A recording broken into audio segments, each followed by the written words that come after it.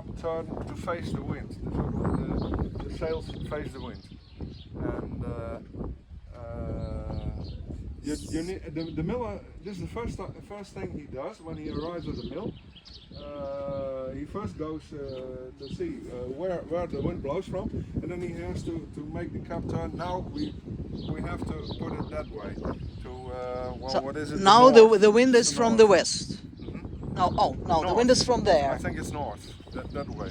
So then the wings should be. That way. So we have to turn the winds, and then the whole cap will slide that direction. As soon as it's there, we put sails on the canters. What's it called? Sails. Yeah. And then we make it turn, depending on what you need. If you need to husk, which is not possible with this force of wind, you need more. Too weak. And so you could grind with this wind. I think we needed full sail to grind with this force of wind. Yeah. So It's that's not strong also one of the tasks of the miller, Uh-huh. to be able to estimate the Yeah. speed of the wind, Yeah. to match the size of the sails on the wings of the Yeah. mill. That's just experience. After about It's your 42nd year.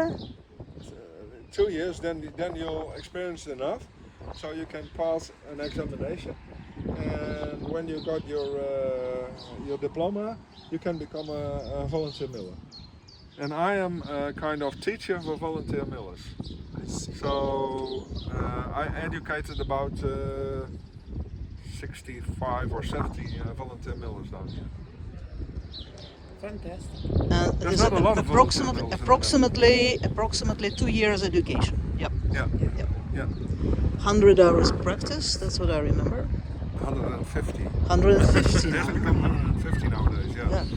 And 30 hours of that you have to spend at another mill.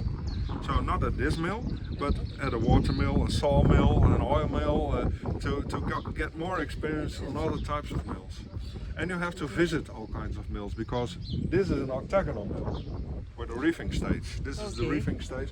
This is called an octagonal mill. But you also have six-sided mills. You have what we call post mills.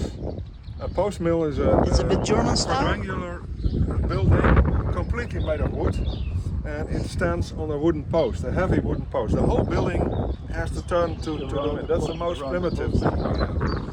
Then we have,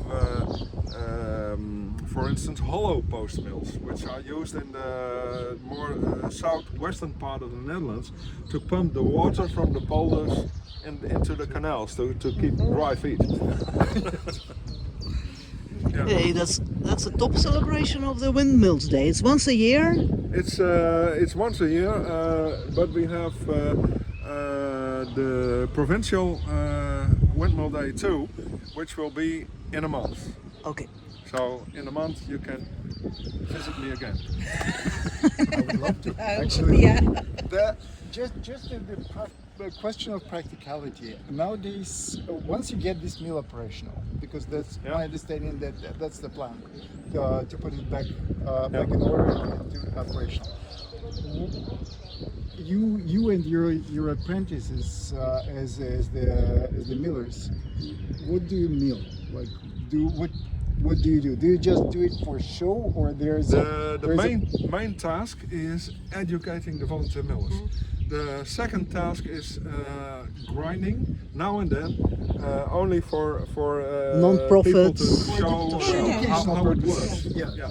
How it works. Because There are mills that are making flour, and there are mills that are selling professional cooks basis. on the professional basis, but that's Yeah. not the task of this windmill. They do what on the professional base?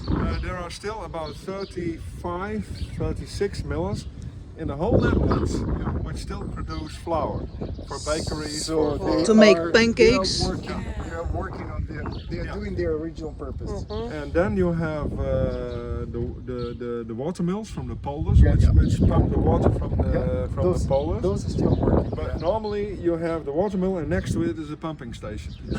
Yeah. So Just make sure it works. that's it. Yeah.